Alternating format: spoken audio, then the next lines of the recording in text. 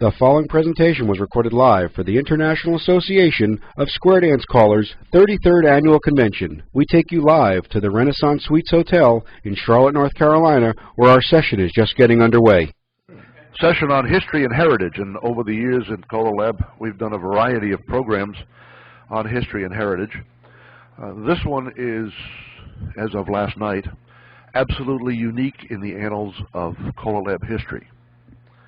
Never before has there been a session at any CALLERLAB convention for which the panel was 3 gold card members. 1, 2, 1, 2, testing 1, 2. And 2 of them are Canadians. Right. How about that? Look out, guys, here they come. But we are going to do 2 different kinds of programs. We're going to start off this morning with Gloria Roth showing us the Lancers, and many people have asked, what is the Lancers? What's it all about? And I'm going to let Gloria explain that herself, because I'm not sure I could do a thorough and adequate job of it. I'm sure I can't do a real thorough. But after the Lancers demonstration, we will then also move on with the second part of the program, in which we are going to play you segments from the calling of many of our early leaders. The tapes that I have copied are in the collection of the Square Dance Foundation of New England, and they have a collection of more than 1,000 reel-to-reel tapes made over much of the history of modern square dancing. I selected the date of 1963, and all of the tapes that we're going to play segments from are from before 1963. The reason I picked that date is that the call swing-through was created in 1963 and followed within 6 months by trade and run, because we discovered after we called swing-through we didn't have anything else to do. There was no way out of what we created with the call swing-through. And so run and trade came very promptly. And within the next 2 or 3 years, the whole of modern square dance choreography changed dramatically. So all of the tape segments that I have here are showing what can be done with what was essentially a 30-call vocabulary prior to the invention of swing-through, run, and trade. So both of those are going to happen, and we'll start off with Gloria Roth telling us about the Lancers. Thank you, Jim. All right, I have some papers here that you can pick up if you're interested afterward. When I started looking at this, I thought, I've got to find out a little more about the Lancers, and now I have learned through looking it up and reviewing it and everything, there are many different Lancers.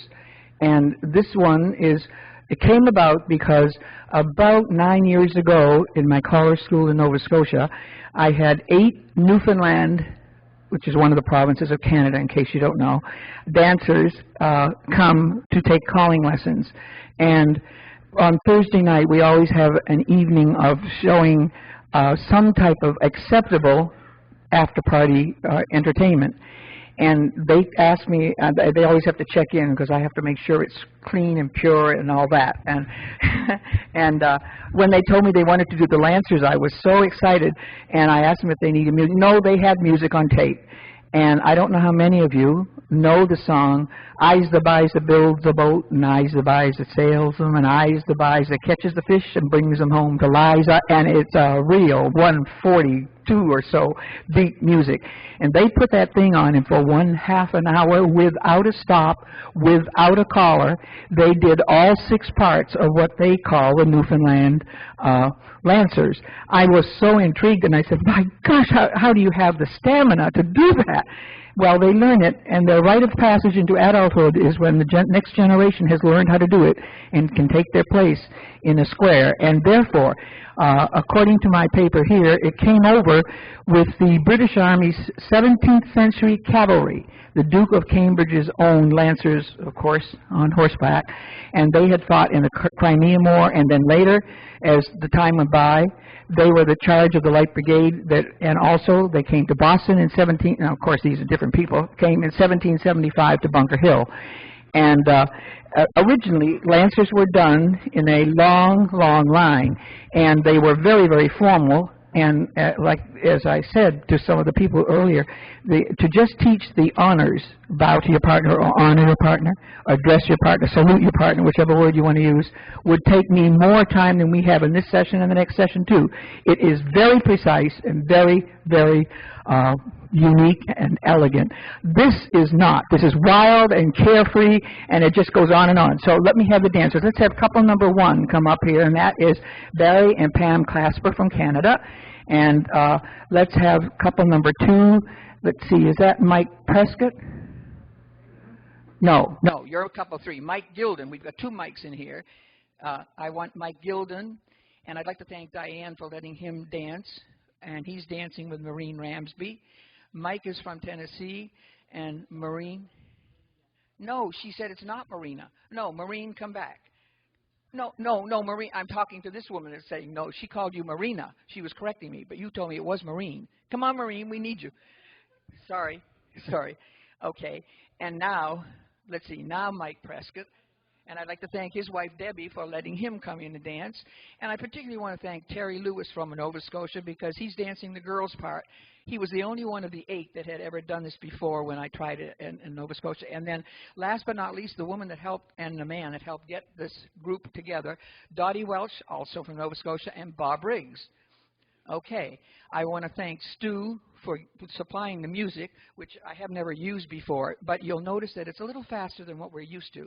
I want to thank Johnny Wedge for getting this music together, and for Stu Shackley for providing the music, and for Jim getting me connected with Johnny so we could do it. I think I've said all the things. Once we start, we aren't going to stop, and that's why we had to have stamina in these people. Do you understand? I've walked them, and as we go, as the music changes, each part has its own music. Originally, the music was a 6/8 time for the first part, 2/4 for the second part, 6/8 for the third part, and 4/4 for the fourth part. And they kept changing back and forth from 6/8 to 2/4 to 4/4. Most of this is march tempo, but it's at a clip. So are we ready? I will have some music. Here we go. I'm going to cue them. You remember, though, the Newfoundlanders do it without a single solitary word from anybody. They just do it. Go ahead.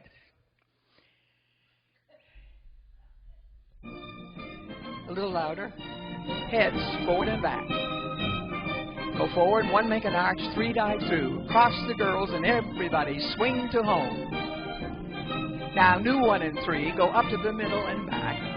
1 make an arch, 3 dive through. Cross the girls and swing. Swing, swing to home. Now, 2 and 4, go forward and back. Now, 2 make an arch, 4 dive through. Cross the girls and swing. Swing, swing to home. 2 and 4, go forward and back. New number 2, make an arch. 4 dive through and cross the girls. In front, swing. Square your set, okay. Now here's part number 2. This is called fold the girls. Heads, you fold the girls. Sides, back out to lines. Heads, ladies, back out. Forward and back. Go forward again and swing, swing, swing. Now, we would do that 4 times through, but we're not going to do it 4 times through this morning. The third part. Men, start right. Full around. Reverse it back, make a left-hand star, full around. Now here comes the second part of the music. We're ahead of it. Everybody pick up your partner. No, stay in the middle, Mike. Go full around, and when you're near your home position, back out a turn and a half and put the ladies in. Take little steps. Now men backtrack. Oh, all right, you're home. Let's say it. We would do it 4 times through. You understand? Now, this is still, we're moving. All right, the next, let's see. The next is reel the set. So, couple number 1, California twirl. Couple 2, wheel in behind them. Couple 3, in behind them. And everybody face your partner and back away. Lines up to the middle. Okay, now number 1 couples, let's start the reel. Right arm in the middle, out to the opposite sex with the left. Back to the middle.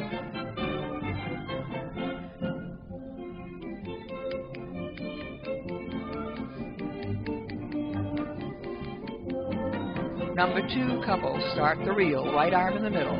Go 1.5. Out to the girl or the man. Back to the middle.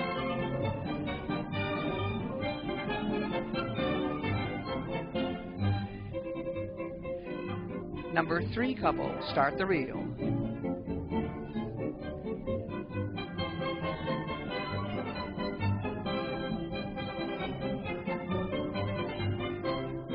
Number 4 couple, start the reel. Right elbow and then out with the left.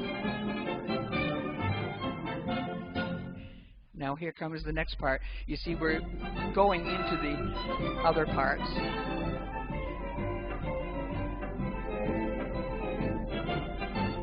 And everybody go forward and swing your own and swing her to home. Okay. Yeah, well, you have to practice on that. You haven't had time. We're going to do a grand chain, and that is the 5th part. Face your partner. Do a grand right and left.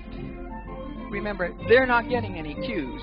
When you meet your partner, pass her by and exaggeratedly bow to the next. Start with a left and do a left and right grand. Go all the way until you meet that same girl. Pass her by with the left shoulder and bow to the next exaggeratedly. Now right hand go.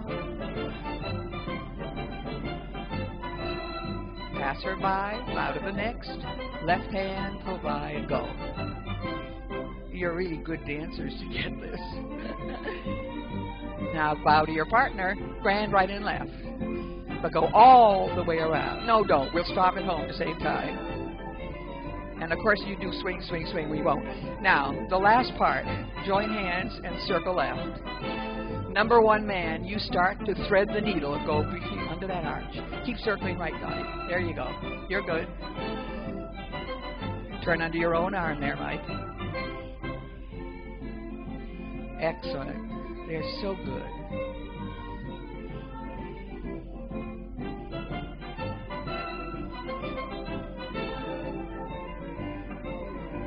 Now join hands and circle to the left.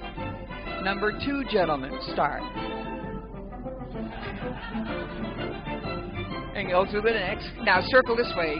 There you go. You're doing great, Mike. You're doing great. The others help them with the arch.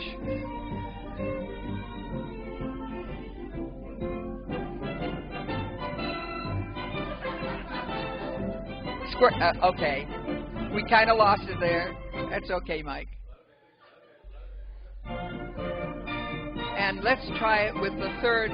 Mike, you're going through between Terry and Bob. Now circle to the right, Marie.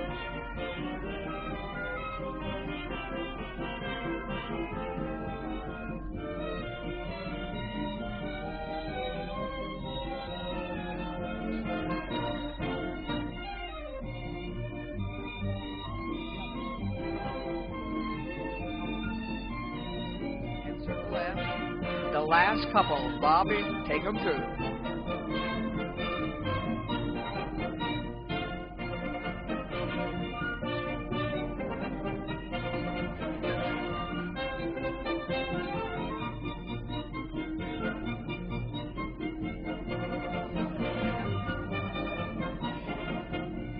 I want you to know that there is no more thrilling thing in circle home. Stop. Let's all 8 to the middle and come on back. And let's thank them very much for getting up early. Okay. I think that was excellent. Excellent. I couldn't have picked better ones. Dottie is there, and Bob. We sat there, and Bob Howell is in here this morning, but I looked around, and Freddie was there too, and I said, where am I going to find people young enough that can do this and stay on their feet? Of course, if we'd done it all the way, it would have been over a half an hour. Yeah. And I said, we need some able-bodied people. And Bob looked around. He says, I know how we'll get them. Are ye able? Anyway, thank you very much. And was I under 15 minutes, Bill? 11 minutes, good deal. They gave me 15, so that's excellent. And if you want to take a paper.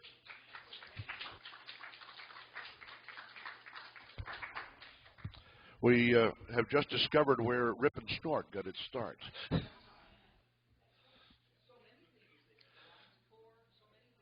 Yeah, many of the things that occur in the Lancers have been perpetuated and continue to be part of modern square dancing. Dottie, yeah. Oh, you wait on the microphone, please. I did a little bit of research on Lancers at one point, and my research indicated that many of them, obviously not this one, but many of them, the last of the sequences that you do is 4/4 time, march time, and that's where Grand Square began. Stu. Yes, Stu Shackle at the Kentucky Dance Foundation, and I've researched the Lancers and quadrilles, 5-figure combinations, very extensively. And we have found in the collection of music that we got from the Michael Herman Estate 27 different combinations of Lancers and quadrilles with 5-figure musics. We have 4 CDs that we've made of Lancers and quadrilles, if anybody's interested. And it is from one of those that the music you just heard came. And we thank the foundation for making that music available for us. I just want to add that I think the thing that impressed me was that 8 or 9 years ago, our choreography was already developed to such a different degree, and the joy that these people had dancing this thing that they had danced since they were little tiny children. You know, they learned this as kids, and yet they were still having the joy dancing the same thing over. And I mean, they put flourishes in it, you know, all kinds of things that I wouldn't have expected these people to pick up at all, and nor could I have ever done them. But it's the joy that is in the action of moving 8 people together successfully, everyone knowing what to do and no voice telling them what to do. No voice telling them. Just wonderful. Okay. The third participant in our panel this morning from Western Canada is also, as you heard last night, has been calling for a fair number of years and has known some of the callers that you're about to hear personally. We're going to sort of toss it back and forth as we play from the collection of tapes that I have copied. My reason for copying these things was to make available at the Square Dance Foundation of New England the opportunity to listen. Few people have reel-to-reel tape players anymore, and I thought that it would be make the collection that they had more accessible if I converted some of them to CDs. And I have done that, and it's from those CDs that the segments have been taken. But also sharing in this presentation with me will be Martin Mallard, who shared last night with me in collecting gold cards from CALLERLAB. But let's start off with the very first of these, a name that I think everyone's going to recognize, Ed Gilmore. And Ed put out a record called Tipperary, a singing call. It was based on a weather vane figure where number one couple, head couples lead to the right, and the ladies hook elbows, and you have a weather vane that then turns a full turn around, and that's the action of this. But Johnny, track number 5 is the first one of ours. That's the patter call in which he was teaching the weather vane action. Go.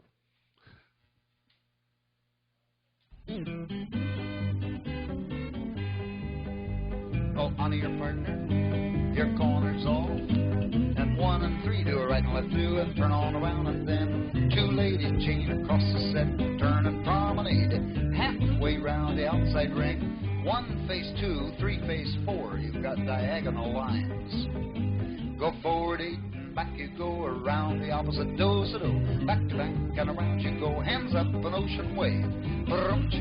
Hook elbows in 1 line, 1 line, 1 line. Don't get in a hurry now. Now, the men on the end walking forward and keeping the line as straight as possible. Turn. Now, just one line. You've got 16 hooked up here. Just one set. Okay. And turn the line. Keep it as straight as possible. Here we go. You turn the line like a weather vane. A box that compass sprays the main. Cloudy in the west and it looks like rain. And they keep on turning till you're home again. Then unhook and do-so-do as you were before. Same to go right and left through and turn on around and go forward, up and back with you and pass through and bend the line forward, and back with you. Now go right and left through and turn on back on the lady's chain. Face the same to and forward, up and back with you. It's rather interesting because Gilmore was one of my very first teachers in square dance calling. We went to a school at Banff. Now, I barely recognized that because when Gilmore was calling at Banff, he was calling at about 128 tempo. He's got roller skates on there. He did that with 12 squares on the floor and just about wiped us all out. We were dancing in the morning workshops, and when we got those weather vanes going around, we ran into each other like a bunch of ping pong balls. And it was very frustrating for him. But he had more patience than most of our callers today. He was one of the most patient men I ever met. He was also darn near caused me to quit calling because he had so many different skills that I had never seen before.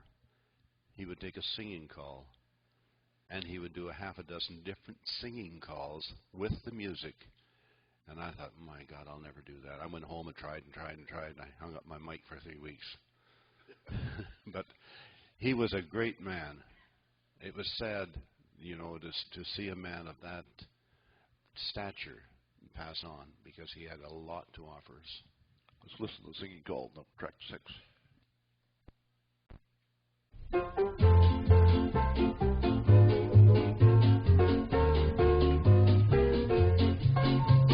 Head two couples promenade halfway around the square. Just chain the girls across the set and turn your lady there. Get out to the right and circle 4 and make the line from me. Go forward 8 and back and 1 and 3 diagonally, right and left through. You turn and pass through, hook the sides and turn that line. You bend and chain the ladies. Go forward up to the middle and back with you. Star through now, swing the corner. Element left, just 1 and promenade. It's a long, long way to Tipperary, but my heart's right. There's another interesting thing. That's a piece of music that Gilmore recorded. How many have ever used any of Gilmore's music? It's rather interesting when you analyze that music. As Gilmore put it, I've left a hole for you. His music actually sits on either side of the voice range, which makes it very unique because you can call and be very, very clear with that type of music. I enjoyed using his music because I knew that I would be heard and I didn't have any interference from the records. And we don't have too many of those today. And you'll notice that he was a little slower in that one than he was with this patter, which I find interesting. Our next one is a man of a great mixture, is the word I would use, Les Gotcher. He was one of the first hash callers I ever heard. He came into Saskatoon sort of via the back door. He was traveling and he phoned and he said, "Can I do a dance in Saskatoon?" And we said, yes. We did one thing because we'd heard of his reputation as being a floor stopper. And we said, "We dance or you don't get paid." And that was a shocker for Les. He was used to being paid. But he did a wonderful dance for us. We had not really run into the quality of hash calling, as we used to call it. And those of you who are familiar with Les, he made recordings that were numbered 1 through, I don't know how high they went. And people used to buy them, get together in their homes, and they would fight all evening over one record to try and succeed in dancing it. Because he had a hash call for every letter in the alphabet, every number that you could think of. As a matter of fact, we ran into one, element left and element X. How many of you know what happens? Pass one girl and swing the next. We had element left and element O, right and left do a do pass O. The R is really the one that left. So he was an interesting man. He traveled, lived in his car, and his wife studied law all the time she was with him. I don't think she ever graduated. And she put hot sauce on everything she ate. Oh, my God, yes. And it was hot sauce. One of our callers' wives decided that she was going to taste that. It took her about a week to recover. Track number 7, Les Gotcher. Could I say something about this? Maybe I should move over. I just wanted to say about Les that when they came to my place to call, he was late. And I raced out to the car and I said, I'll carry your records. And he handed me a record. It was a record. And I said, well, where's the case? He said, no, that's all I use. And for the entire night, he only used that. And I said, don't you do any singing calls? He said, no. I used to do one early in the evening, and people would say, don't do any more of those, just do patter. And one time when I got a record that was supposed to have Les on it, Les was on it, but there was no music on it. I swear to God. And I called him, I got a hold of him somehow at some convention or something, and I said, Les, do you realize that the record you put out has no music? He said, who the hell listens to the music? I mean, he was a very controversial. You're being very kind, Martin. All right. Controversial is hardly the word. It was his way or the highway. Controversial is right. It was his way or the highway. Walk all around the left-hand lady.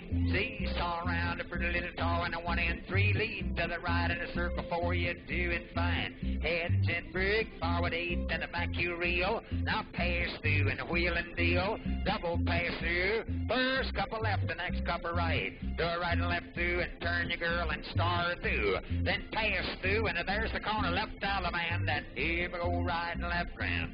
Hand over hand, right and left grand, hand over hand. While you promenade, go around the town and keep on going. You don't slow down and keep on going. Now 1 and 3, wheel around the right and left through. Wheel full around to the next 02 and star through. Then dive through and pass through, right and left through the outside too. Now dive through and pass through and square through 3/4 around and watch it, man. There's the corner left man. Then here we go, right and left grand. Hand over hand, right and left grand, hand over hand. That choreography is very, very typical of what was being called and what we did to keep dancers excited in the time when we had dancers coming out our ears. We couldn't beat them away with a stick. They came through the doors eagerly, and as you can see, there wasn't a whole lot of choreographic wizardry built into that. But we also have on the next track a most unusual tape recording. It's Les Gotcher doing a singing call. Gadabout.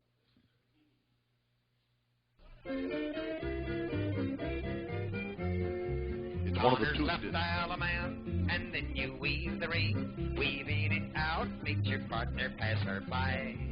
Turn the right hand girl to the left, face the corner, all 8 chain. Go right and the left dial man, the right and left grand. Hand over hand and meet your girl, then swing your very own. Swing your lady round and around. Promenade her home. She broke my heart and then she broke my heart again. I'm just a gadabout. I'm mad about my gal.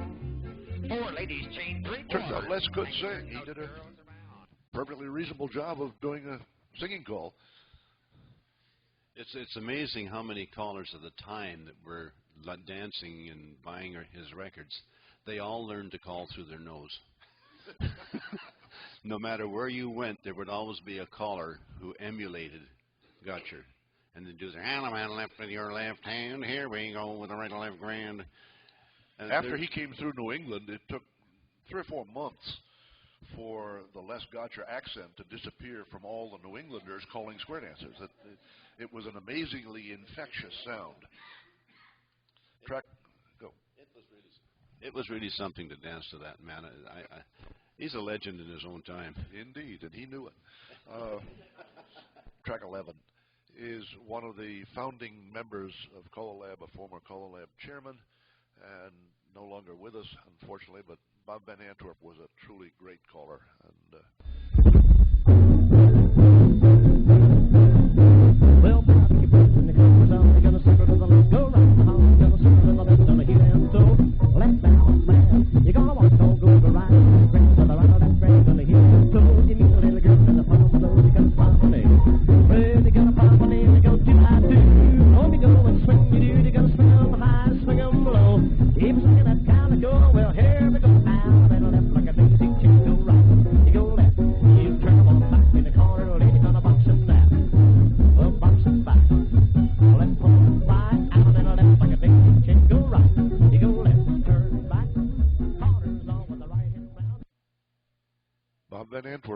was a magnificent leader, and you'll note that the tempo there was a bit much, and I'm going to skip to track number 15 because this tape was made at a Round Dance Leaders Institute pre-institute weekend, and the two callers on the staff were Bob Van and Arnie Cronenberger. And if you think Bob Van was fast, you ain't heard nothing. On track number 15, Arnie Cronenberger.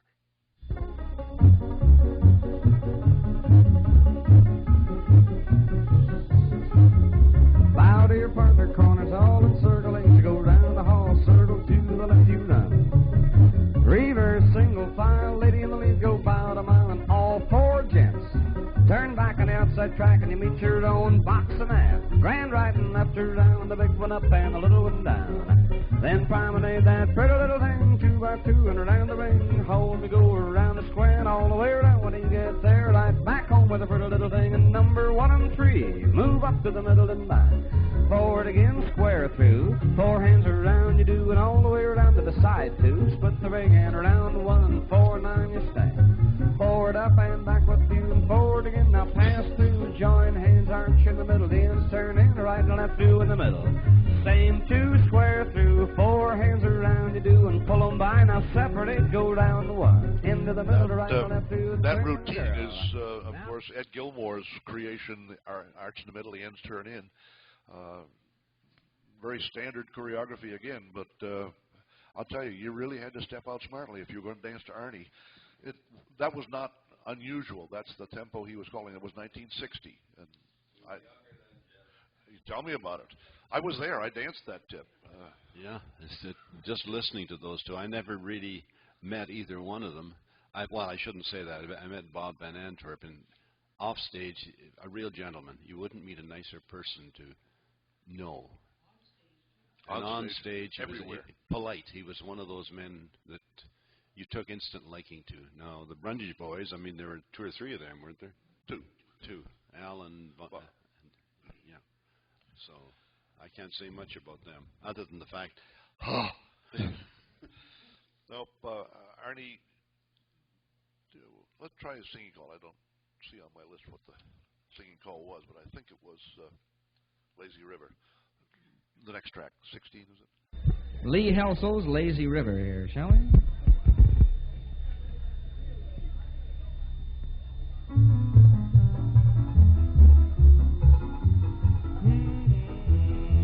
You wanna join hands and circle by that old mill run, that lazy, lazy river in that noonday sun. Oh, see corner girl, seesaw your pep, Alum in your corner, grand old ride and left, and go up a lazy river where those robins sing. Do-so-do your partner, that same girl swing. Swing the girl and then Alum in again. Now promenade your honey, how happy you will be. Up a lazy river with me, and then you'll do-see your corner. Now your partner swing, swinging 4 little ladies, promenade inside that ring. Right hand around with your man at home. Alabama in your corner, do-so-do around your own, and go back to back and men star left around that ring. He can keep that same tempo going even in the singing call. Doesn't he sound relaxed? He just feels like he's just sitting back in an easy chair calling. That's what I get listening to that man. He is the one who designed the Milestone Award for CALLERLAB. He was in the business of convention reward type things, and it was his design that is the milestone of today. Another caller who had sort of the same attitude from our backyard in New England. The thing that I've always found amazing about Earl Johnston is track number 1, that he could put at least a syllable on every beat of music, usually more than 1 syllable, and still maintain almost flawless timing. And I don't know anyone else who ever could do it quite so well. Track number 1.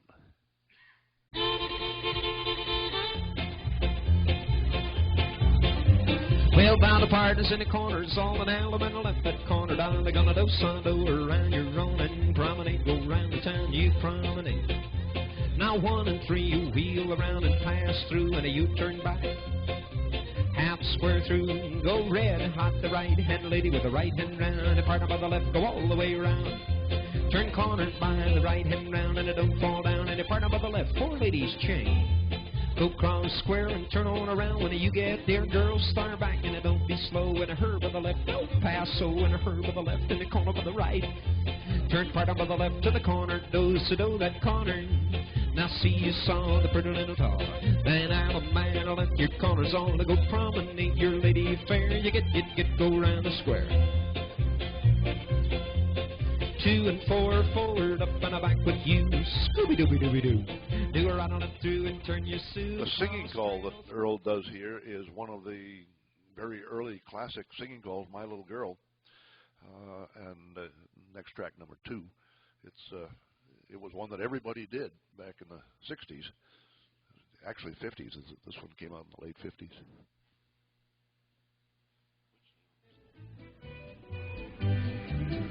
Alabama left that corner, girl, do-si-do with your own. Join your hands, circle to the left, around your own. Left Alabama, now weave that big old ring. Hey, look, ma, no hands, I didn't touch a thing, do-si-do. Then a left Alabama, run home and swing, cha-cha-cha. Promenade the land where you promenade. There's plenty of time, oh little girl, you're mine, oh mine. First and third go up and back, then square through, 4 hands a round, then do a right or left. You know, I have never met Earl Johnson on stage, but there's one thing in that voice that, as a caller, when I teach, it's far easier to call with a smile on your voice, and I think that man was smiling by the sound of his voice all the way through. You can hear the happiness in that voice. And that's one of the things I think we're losing a little bit in our square dancing today. The callers aren't smiling while they're calling. They're too darn interested in that choreography. I'd like to have that man around.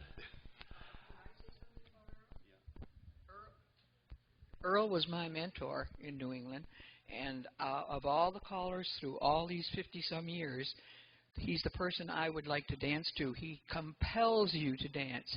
The sound of his voice just makes you want to take that next step and get on the floor. And as far as, well, that's good. I just want to say that I have always taken my hat off. And also because Earl is the one that would say, Gloria, you want to be a caller? Suck it up. Do it. And one time, the first time that he ever said it to me, I was going to tape an Al Brunda, Gerald Johnson dance on a reel-to-reel. Had no idea how to set the reel-to-reel up, and it was on the edge of the stage, and he came walking by me, and I said, hey, Earl, would you help me set this up? He said, hell no, you're going to be a caller. You learn to set it up. And I mean, he made me face up to all the things that men callers have to face up to, too, and I'm very grateful to him for that. And his wife, Marion, was the best swinger I have ever swung. She had a glassy, smooth swing that would go at whatever pace you wanted to go. Our next caller is one that I'm sure many callers here have run into at one time or another. Earl Park. He was one of our great Canadian leaders. Come out of Saskatchewan. He lived about 100 miles from me, and we spent a lot of time together.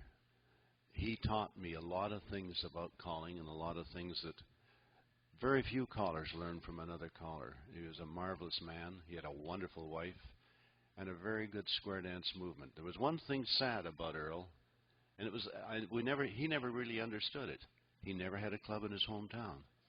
All his clubs were away from hometown. They were 100 miles, 200 miles, this type of thing. But he traveled widely and was well known in Eastern Canada, Western Canada, and the Northern States. And, well, you have to listen to him. That's the only word I can use. And I'm not sure what we've got on 31.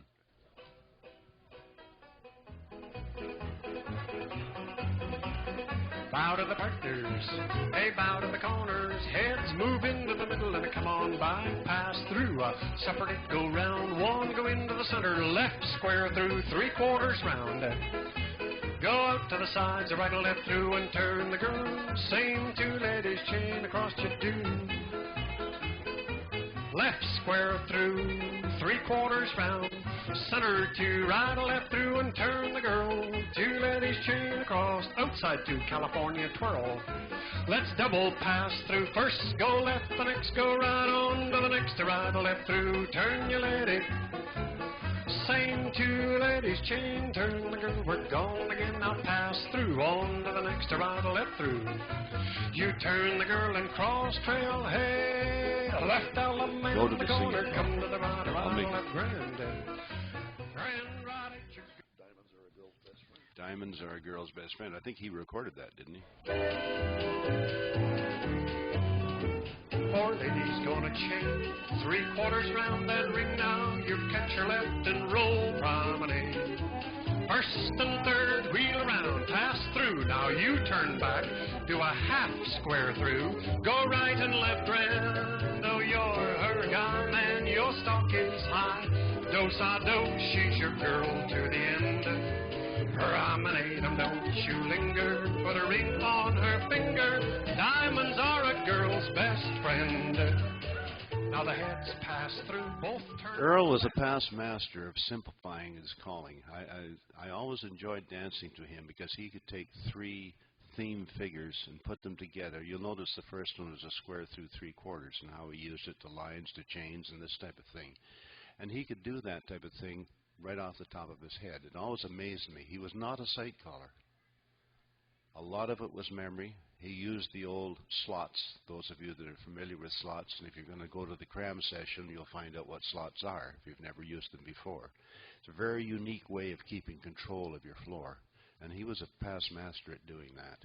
His singing voice, well, you just heard it, he had a wide range in his singing voice, and people enjoyed him. Very natty person, if you know what the word natty means. I mean, there was never a hair out of place when he was on stage. He was dressed really there. I mean, really different.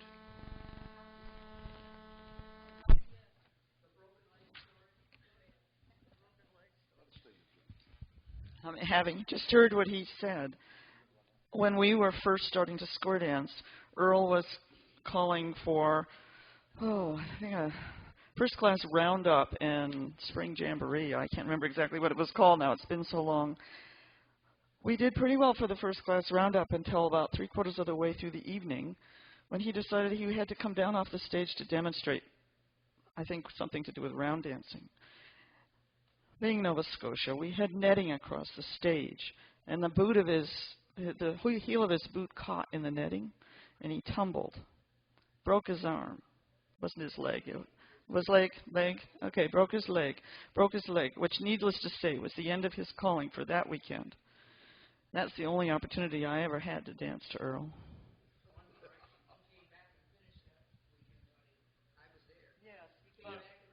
But we were new dancers, and we weren't allowed to come to the second night. Earl and I put on a skit one night. How many have ever used the laughing record for a skit? There's several ways of doing it, but we were sitting at a table with 2 glasses in our hand, laughing and supposedly pouring drinks. Somewhere along the line, we clicked our glasses, and he took a little piece out of my glass, and I caught him right here with my glass, laid his forehead wide open. And I look up there, and here's Earl with blood running down his face, and he says, "Pour some water over my head. We've got to finish this." We sent him to the hospital for 6 stitches, and he never missed a beat. We were back calling him in about 20 minutes. He came back from the hospital. That's the type of man. He had stamina, he had grace, and we just recently lost him. He's gone now, which is a real sad thing to have happen. But he was calling right up till the time he went to the hospital with a heart attack. This next one is one that I've never had the opportunity to hear, and it's the earliest tape of any of the ones I've got. It's track 35, John. But one of the classic leaders from Texas was Ray Smith. And Ray was brought to New England to Camp Beckett, which was a traditional hotbed. And Ray was there to introduce Western square dancing to Camp Beckett and to the traditional dance community in Camp in New England. And this tape is from there, and I'm going to let you hear a little bit of the walkthrough that he goes through in setting up the patter. The patter call is was for me a very unusual use of a very common, at the time, setup.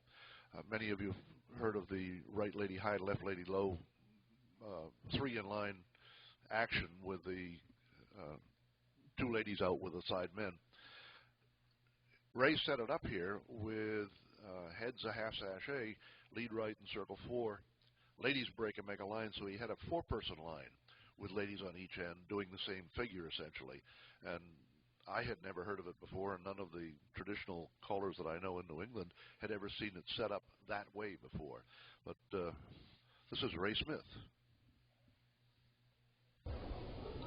The first and third with a half sachet. Essentially what you do is change places. Now, if you want to help the lady as she faces you, some places they do. Simply, the gent takes the lady's outside hand and his outside hand and pulls her across, facing, gets her on his wrong side. And it's forward, up, and back that way, and to the center and back that way. And the first and third you lead to the right. Now, circle. You circle 4. The 2 ladies break, and you form 2 lines of 4 facing with the ladies on the end.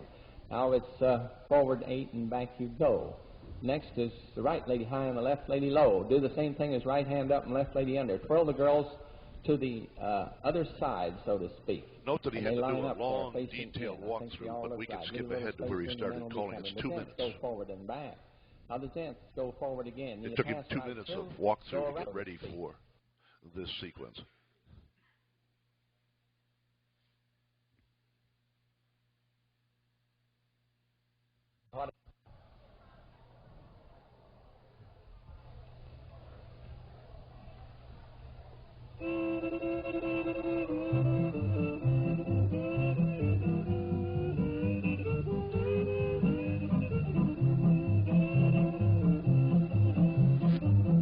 Now y'all join hands and circle to the left.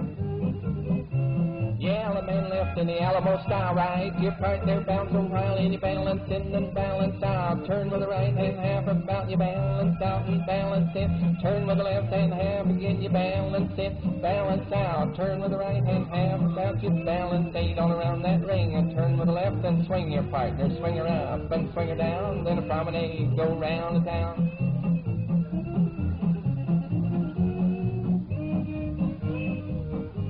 Now the first and third with a half sachet go up to the middle and back that way. And the first and third you lead to the right and circle. The ladies break your just forward 8 and the back you go.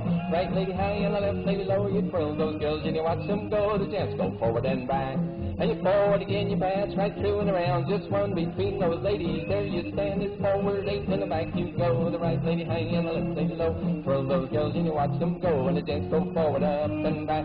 Forward again, you pass right through and around. Just one in to the center with the right hand star. Go all the way around on a heel and toe. Meet your honey with the dope. It's interesting to hear some of the legends back in the days when, for one thing, our sound systems weren't anywhere near what they are today.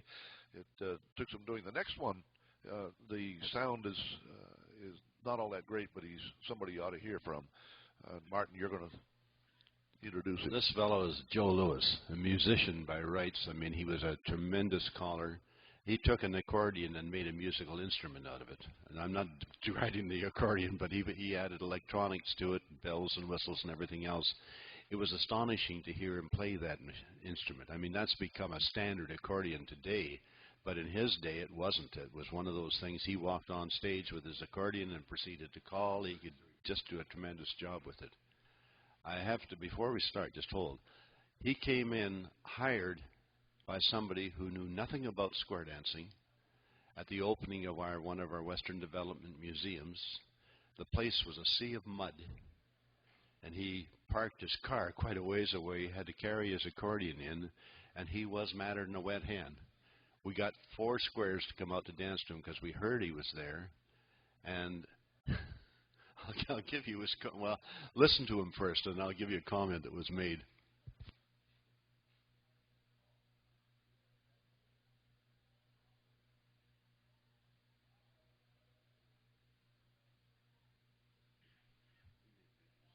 square dance. What do you say?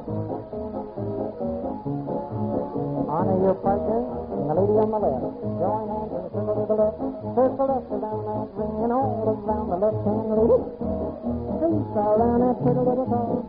Be an Allen and let that old left hand turn your partner to the right hand round. Lady, star left in the middle, you star to the left, go round the town. Hey, turning by the right, one time round an Allen and left, and here we go with the right and the left. Roll fast, go right there, and a little more go. Gonna pick and go back. I generally just smidgens of it when I finish, just little smidgens, but now I'm going to do the whole thing. And there is no home position once you start, okay? No home position. All righty? All right. And now the four little ladies promenade inside of that ring. So swing, swing, swing. Now all around that pony, just once around. Body your partner now, swing around, round, round, round. Four men promenade inside the ring. The whole right back goes around that pretty thing. Swing that corner, girl, promenade. That's a very, very bad recording of Joe Louis. And that was one of his theme songs, Alabama Jubilee, which he played on the accordion, and he wound up that floor real tight. With the results of the mud and everything that were there for that dance, he gave the square dancers that were there a very interesting dance session.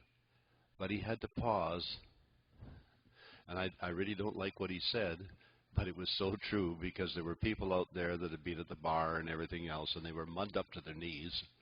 And so was Joe. He had to wade in. And he said, well, he says, we got to do one for the savages. And he did. He took that floor with the people who were not too well stabilized and made a wonderful time for them for about half an hour. We actually got dancers from that dance who joined our beginner classes because Joe had been there. Joe was an entertainer of the very first order.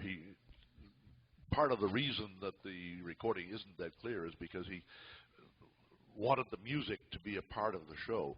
But Joe also was hired by a department store chain in Australia and went there in 1950 under the sponsorship of that department store to sell Western clothing. They set up a whole series of dances for him throughout Australia and really started square dancing in Australia. That's where it began, across the whole country. When I went to Australia to do a series of caller clinics, I ended up in Perth, and at our caller school was a caller who had started calling the same year I did in 1949. And he had gotten into it actively because of Joe Louis's trip through Australia. He was also dedicated to the one-night party and to the public commercial operation, and sitting at one of the forming meetings for CALLERLAB, he was part of one of the founding members, and he made clear to the founding members that the way modern square dancing was going was a disaster, and that we ought to concentrate, as we are beginning to do, more heavily on the one-night party. But he told us then about the most profitable job that he'd ever done, and this was 1974. It was a one-hour stint for General Dynamics, and they paid him $4,000 in 1974. The one-night party is still the way to make money. May I just add about Joe? I interviewed him, and I have on reel-to-reel tape his explanation of the different functions of his accordion. And when you were dancing to Joe, he might start with a record, and then all of a sudden you'd be dancing in Italy. You could feel the gondolas, feel that you were in a boat, and then the next thing you know, you'd be down in Argentina. Hey, I mean, he would go from one thing, and you would just keep on dancing to him, and that's how he made use of this tremendous instrument that he had. It was a unique experience. Okay, let's go closer to the present and track number 19, and take a gentleman that got his start, decided he wanted to be a caller, and he was a school teacher, And one summer he took off and put his stuff in a car and headed west from New York, where he lived. And wherever he could get to a square dance, he went and let people know that he was a caller and called a tip. And the next year he was back on a tour and made a huge success. He had a very unique style of calling, and his name was Dick Jones. And it's track number 19.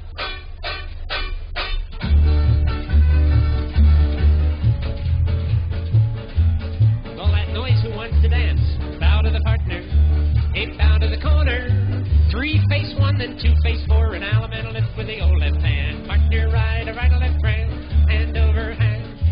You meet your girl. Oh yeah.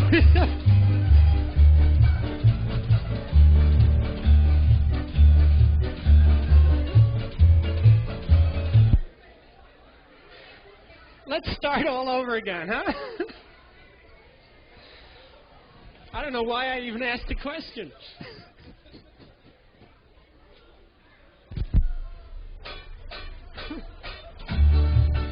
Oh, well, what the heck. Now bow to the partner. Now bow to the corner. Element left with the corner. Grand right and left. Hand over, hand round. You meet your girl, you promenade and promenade. Go 2 by 2. Take the girl and home you go, and they get along home. Now hips to the middle and back.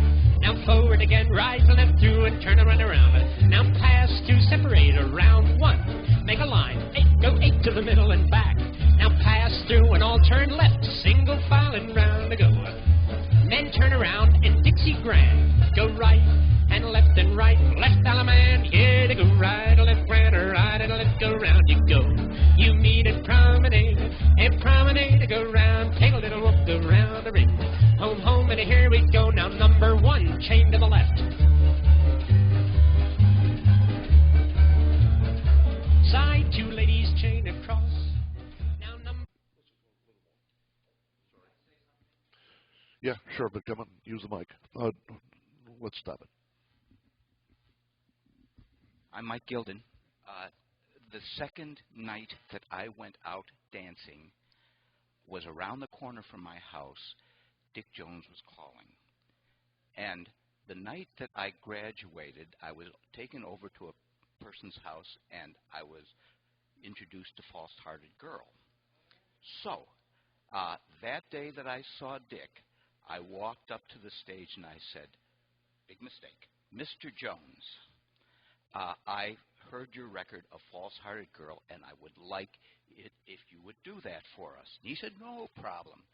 And so he did his tip, and then he said over the microphone, he says, there's a guy in this room called me Mr. Jones, and I am compelled to do False-Hearted Girl for you folks, so here it is, and on it went. Well, I started really humping along, you know how that False-Hearted Girl goes.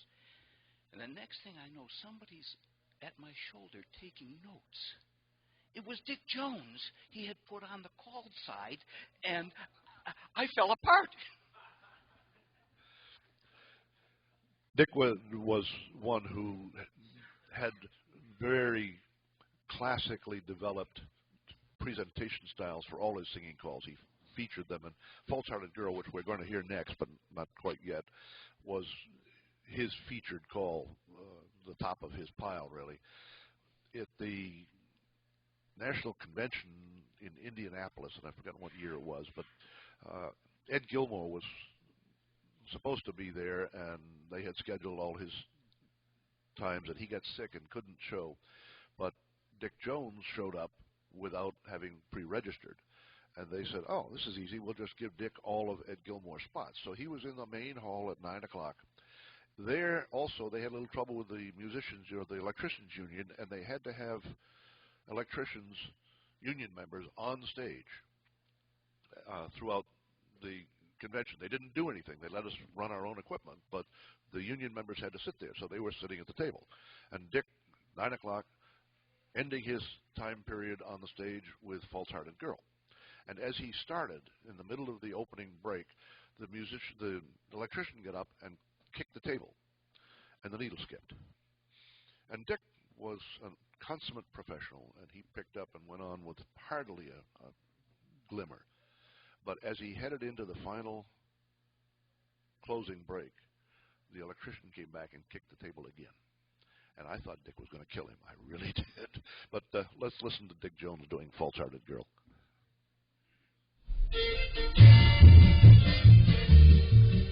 Walk all around that corner, seesaw your pet, put the lady in the lead, go sing, go find, go walking around the set. Girls turn back, 2 times will do. Second time you meet 'em, turn right hand round. Hey, do an alum and a left in the corner, right hand round your own. Then star left in the middle of the ring and turn it, turn it, turn it. You pick 'em up, star promenade, keep going round. You don't slow down. Right here, 4 ladies, chain 'em over. Hurry, don't be slow. Girl, star back, partner left to do paso your corner right. Hey, partner left, go swing your corner. False-hearted girl. Hey, do an alum and a lift with a corner. Right hand turn your own. Then star left in the middle of the ring. Build all the way through this thing, and when he got to the end, it was really great. And see if Johnny can get to the end of the Don't do me wrong. his final chorus. Second time you meet 'em, turn them right hand around. Only man on that corner, right hand round your own. And the men star left in the middle of the ring and pick 'em up, start calling it. False-hearted girl, don't do me wrong. You swing your girl, false-hearted girl.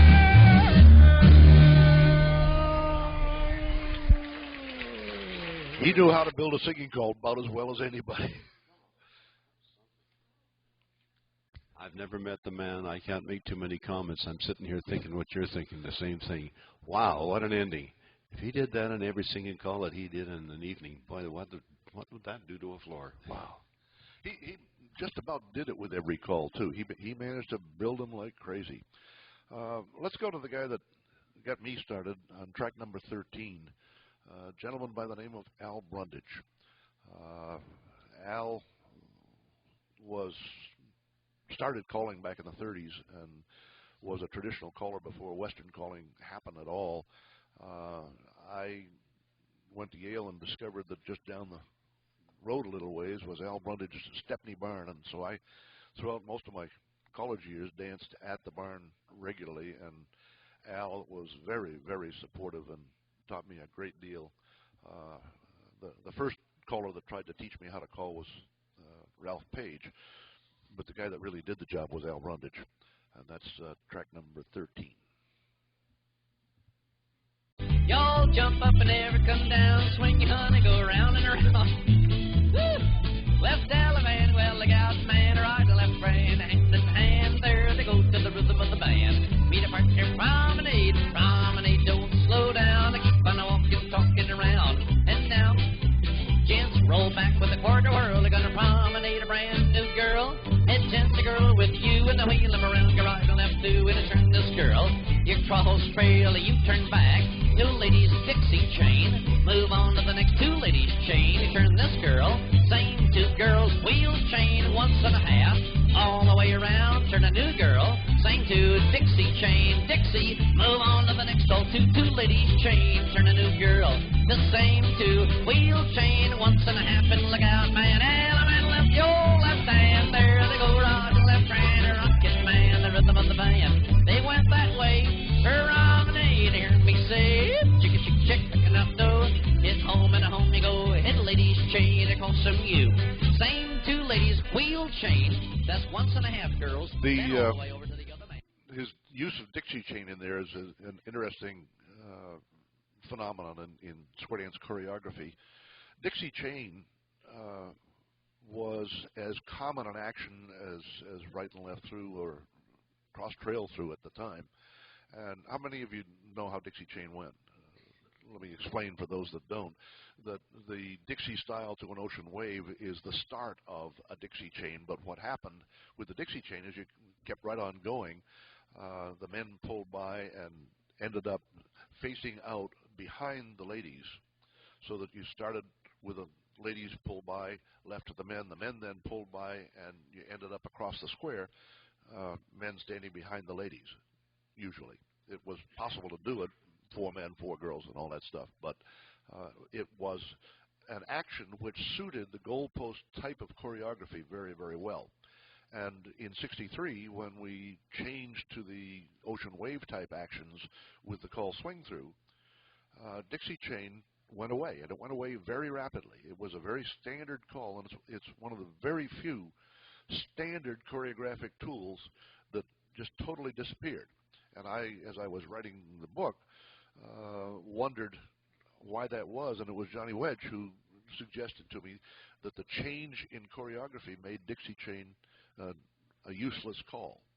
And I think he's absolutely right, that it just disappeared, and it's one of the very few that was in very regular use. The other call that he used in that routine was the wheel chain, and that was just a lady's chain with an extra full turn in the middle before they did the courtesy turn on the other side. We did a lot of round and round stuff in those days, but the singing call is one of the classics also, and it has a very standard star figure. The next track is, what is it? 14. Sweet Georgia Brown.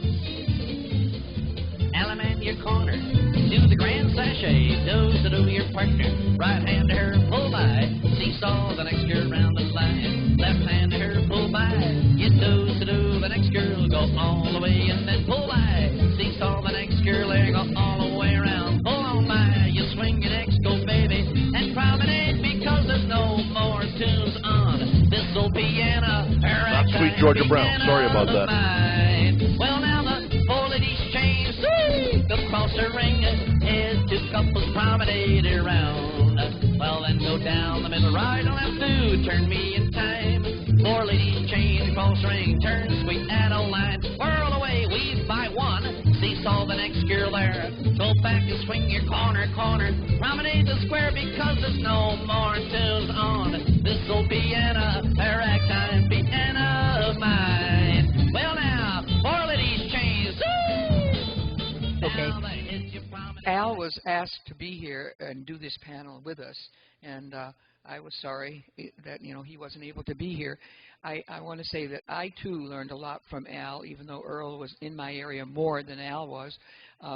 My first record was Mary Lou, and it was dedicated right on the cue sheet, dedicated to Al's little girl, because I ran a children's camp, and they would come up on the weekend, and he would call at my place, and then they'd leave Mary Lou with us, and my girls were a little bit older, and they just adored this darling little girl with black curly hair.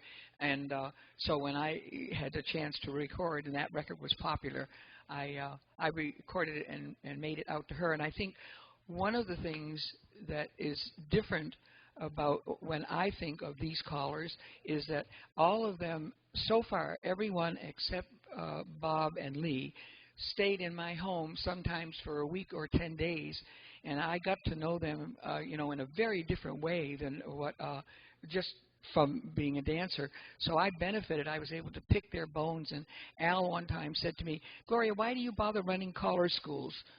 I said, "Well, so people can learn to call." And he said, "Yeah, but why don't you let them do what you did?" And I said, "What do you mean?" He said, "Well, you built a square dance hall, and you invested your money in that, and then you hired all these callers in, and you learned from all these callers."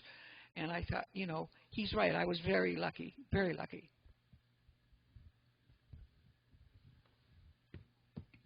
I was very lucky, too. I had the chance to work a school with Al. And you never are too old to learn. Just about the time you think you know everything. How many here think you know all about square dancing? I mean, we are egotists, there's no doubt about that. It's part of us. Al taught me about quadrants. And I had never, ever thought about that. He taught me how many know what a quadrant is? See, there's very few of you know, and that's the art of moving a square around. Taking them like you've got a static square, that's your quadrant, your 4 quadrants. But when you rotate that square a quarter turn, everybody's in a new quadrant. And I never thought of doing that. And it was so simple. It was an absolutely new way of thinking and moving people around the square. You could do the same thing in a different quadrant of the square. It took me 3 months to understand what the heck he was talking about after he left. he did such an involved thing, and it cost me money. Because what happened, he taped the floor. I don't know where he got the tape from, and what he did, he marked it all out in quadrants, and we were in a church hall. Well, when we peeled the tape off, all the tiles underneath were damaged. So I didn't send him a bill because it was really worthwhile to have that done. It was just an interesting thing. So if you see Al, talk to him and ask him what a quadrant is. He'll tell you. It took almost an hour and a half to teach it to us, and we had a great time. We are about to run out of time, and we hope you've enjoyed this opportunity to hear some of the founders of our activity. I certainly enjoyed the process of making the tapes and listening to them. And for each of these, this is a segment, I have a tape of a full evening dance from each of these callers. And it's been fascinating to go back and look at the choreography that we used with a very limited vocabulary, and yet we managed to entertain people over a long period of time. And I also want to thank Johnny for managing the computer for us, and fortunately his battery didn't die, because if he plugs in the power, it makes a hum in the speaker. So we've been running off his battery power for the whole time, and it has been a pleasure. We hope you've enjoyed it.